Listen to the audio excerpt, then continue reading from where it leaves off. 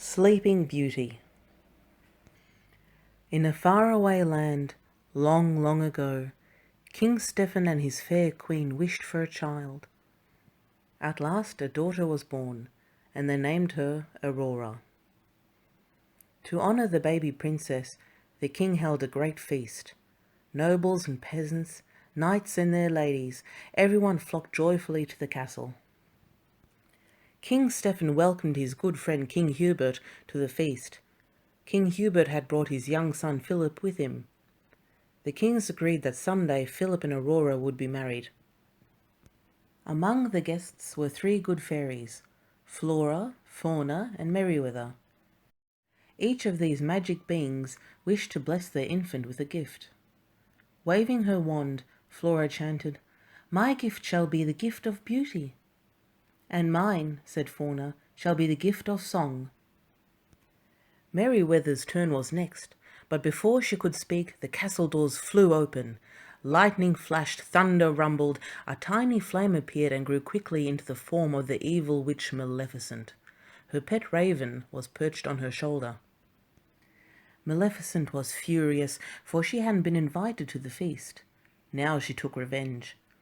"I too have a gift for the newborn babe," she sneered. "She shall indeed grow in grace and beauty. But before the sun sets on her 16th birthday, she shall prick her finger on the spindle of a spinning wheel and die." With a cruel laugh the witch vanished. Everyone in the room was grief-stricken. But Merryweather still had her gift to give, and she tried to undo Maleficent's curse.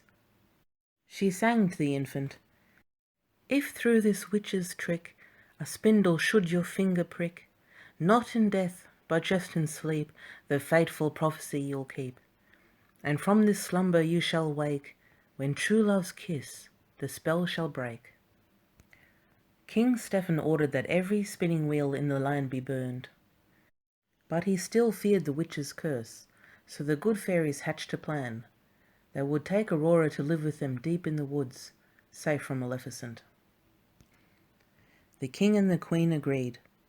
They watched with heavy hearts as the fairies hurried from the castle, carrying their baby princess. To guard their secret, the fairies disguised themselves as peasant women and changed Aurora's name to Briar Rose. The years passed quickly, and Briar Rose grew into a beautiful young woman. At last the princess reached her 16th birthday. Planning a surprise, the fairies sent her out to pick berries. Fauna baked a cake for her, while the others sewed her a new gown. In a mossy glen, Briar Rose danced and sang with her friends, the birds and the animals. She told them all about her beautiful dream of meeting a tall, handsome stranger and falling in love.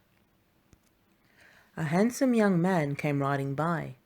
When he heard Briar Rose singing, he jumped from his horse and hid in the bushes to watch her.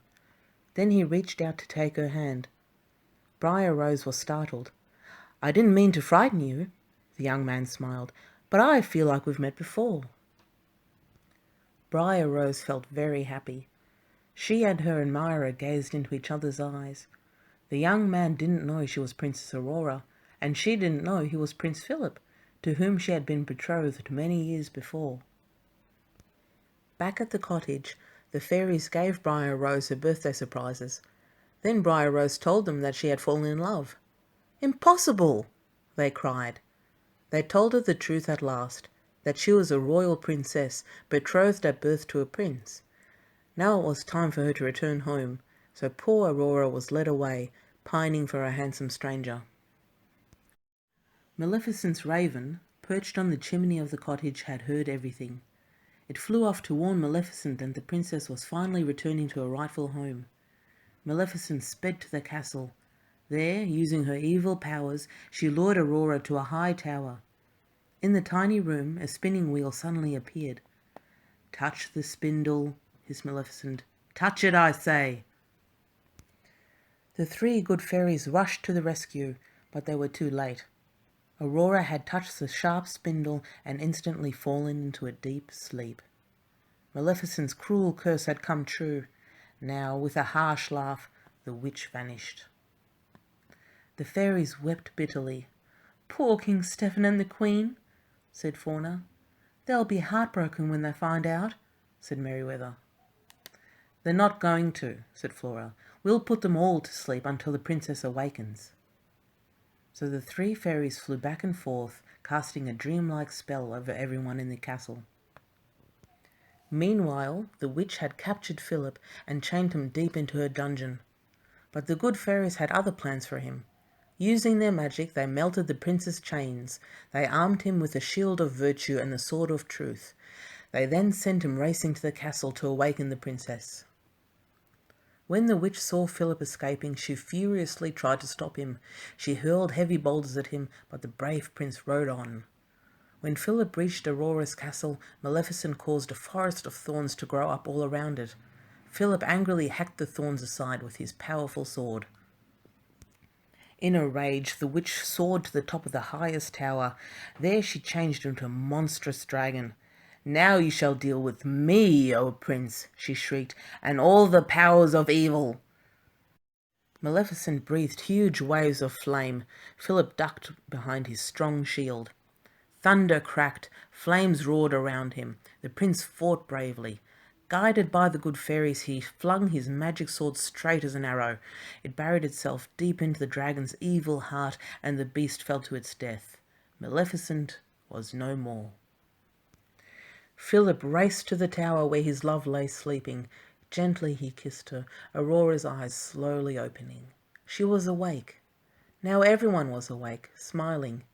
The king and queen were overjoyed to see Aurora again, and wedding plans were soon made. The good fairies were blissful too. It had all ended just the way it should, happily ever after.